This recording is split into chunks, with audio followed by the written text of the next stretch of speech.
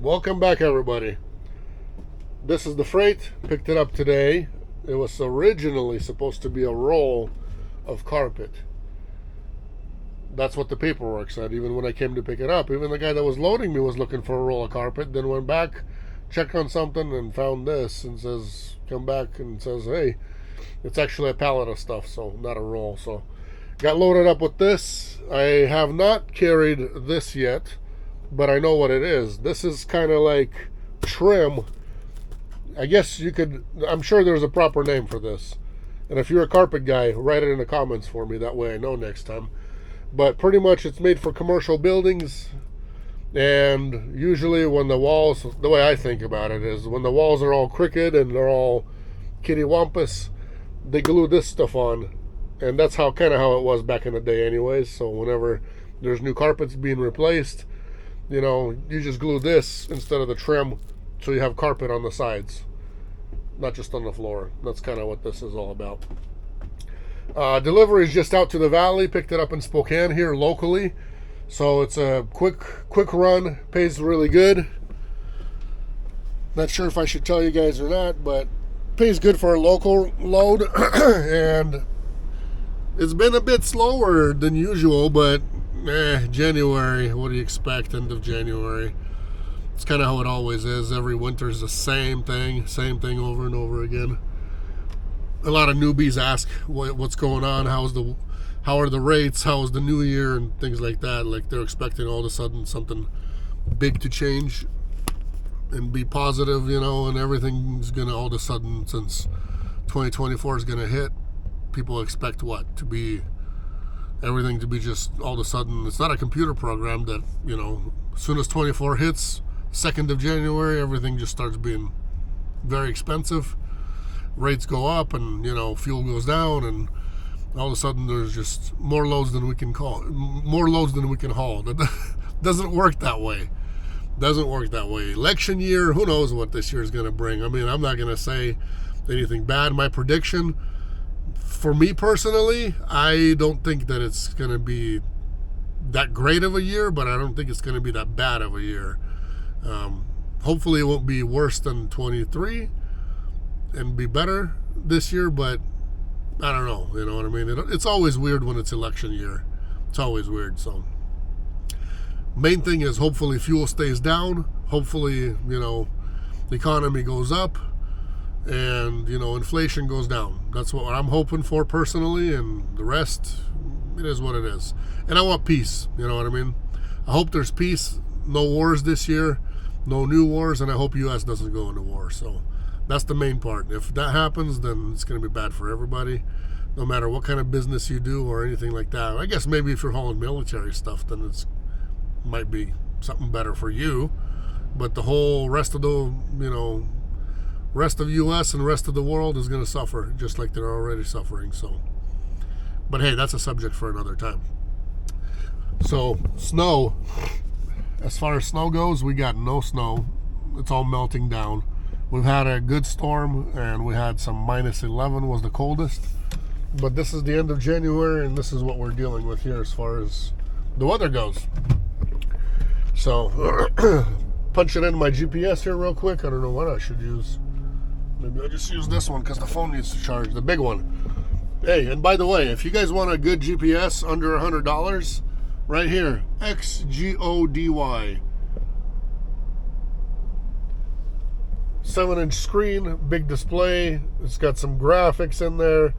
3D when you get into big towns, you know, like big cities, like Portland, Seattle, you know, any other big towns. Shows like buildings in 3D, and it looks cool. And like even this map here, I don't know what you can see, but you can see some sky. You know, I am in town, so you can see that there's horizon and mountains further out there. We don't really have 3D big buildings where I'm at here, and I don't know, I don't think it even shows downtown in Spokane, because we're still, it's a small village. That's what I call it. I live in the village. But if you guys want to get one of these, XGODY, you can Google it and order it directly from their website. And they might be on Amazon too, I'm not sure, but you can order directly from their website as well. I've had quite a bit of people actually order these. I mean, under $100, big GPS, why not? Made it to my delivery. It was just like 7 miles away from where I picked up. Only thing is dock high doors here looking like, so I'm gonna go check in and ask where they want me to unload this at, because I don't know. I really don't know what the plan is. If they only take dock high, or if they're just not even here, or I'll let you guys know. Okay, we're good. Their business is right there, the little glass doors, second ones on the right, and then they had a roll-up door right in the front, so we're perfect. Golden. Took like literally 1 minute, 2 minutes maybe max. Walk in, the guy went and grabbed the forklift and unloaded, and we're good to go. So done with that one. Super easy, quick $300 I made. Now it's time for me to go figure out what the heck's going on with my Starlink internet. Basically it quit working yesterday for some reason. I don't know if it's we came to a conclusion it's either a bad cable or a bad dish itself. So I got it from Best Buy. I'm gonna go to Best Buy, see what we can do. Let me know, guys, what if you've had the problem with Starlink or not. My area internet, it was okay. We were using CenturyLink in the area, and then that became crappy. The price went up, so we decided to switch to T-Mobile home internet, which was only $40 and unlimited. And at first it worked okay. It worked all right for like a year and a half, and then after a while the service became crap. Phone service became crap, and I switched to them only because they said they bought out Sprint. So I figured, hey, two companies in one. They bought out Sprint. Wherever T-Mobile doesn't work, Sprint service would work. So, I kind of switched over to that just because of that. And at first it was great. It was doing good. But lately, the service has been crappy. We got to restart our phones all the time. Wi-Fi on it, hotspot that we use, if we need to use it, just sucks. At home, basically, the service sucks. Even in the areas where you get your full bars and ultra capacity and 5G and everything else with T-Mobile, it's just been sucking. So basically, we decided at home to switch it to Starlink. I decided anyways. So 3 weeks ago, I was going to order it online. For some reason, when I was ordering online, it wouldn't take my card. So I looked it up on Best Buy, and they had it in stock. So I just went and picked it up at Best Buy. It would have been the same exact thing. Price was the same, either to order online and wait for who knows how long, doesn't even tell you, or to buy it there. So I bought it at Best Buy. Worked great for 3 weeks, and then all of a sudden yesterday it just cut out and quit. And Starlink has zero customer service. I'm talking about like zero. You can't call anybody. You can submit a ticket online by answering some questions like, does your router light work? Do you see this? Do you see that? Is there any visual damage or anything like that? So we came to the conclusion at home that it's either the dish itself fried and is not working, something's wrong with it, or the cable. Cable, I ordered it online like days ago, but it still hasn't even showed shipping. I was going to buy an extended cable anyways, a little longer one, because I needed it to be a little longer than 50 feet.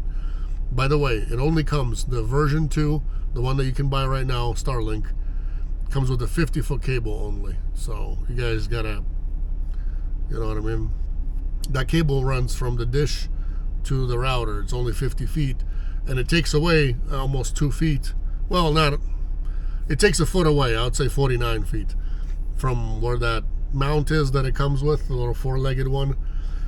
Anyway, I'm off to Best Buy to see what we can do about this thing, because it should be working and it's not working, and I don't know why it's not working. I don't know. Got to look it up online. I've seen something on YouTube. Didn't even bother looking at it really good or watching the video, but something about a recall, a massive recall with them. So I don't know. We'll see what Best Buy says. Heading out there now. Hopefully we can get it figured out. Because they charge $120 a month for the internet. Unlimited everything, Decent speeds. They're not all great. Some people get some huge ones like over 200 megs and all that. Ours, we weren't getting no 200. We were getting under 100, somewhere around 100, sometimes more, sometimes less, but it wasn't ever a stable connection. It's kind of how our satellites are flying up in the air. So it's a satellite internet. Pretty much you could take that thing and go anywhere in the world with it, supposedly, and it'll work, and you'll have internet. As long as you have power, you'll have internet. But it should be working longer than 3 weeks. The whole thing, the whole setup costs $600. So it's not a cheap thing. It's not a $100 router that just, all of a sudden went bad. It's $600 plus tax, which is quite a lot of money. It's a lot of money for anybody. It's a lot of money for me. So we'll see. I'll let you guys know. I'll keep you guys updated. I don't know if it's just something that cable went bad, or the dish went bad, or what went bad, but gotta figure it out. And let me know if you guys are dealing with the same issue. If any of you have Starlink, or any of your friends, and let me know if they had any issues, because it should last longer than that. I get asked a lot of questions like, what's a good price for a van? How much is insurance going to cost me? How much am I going to make? All these kind of questions. There's a different answer for everything.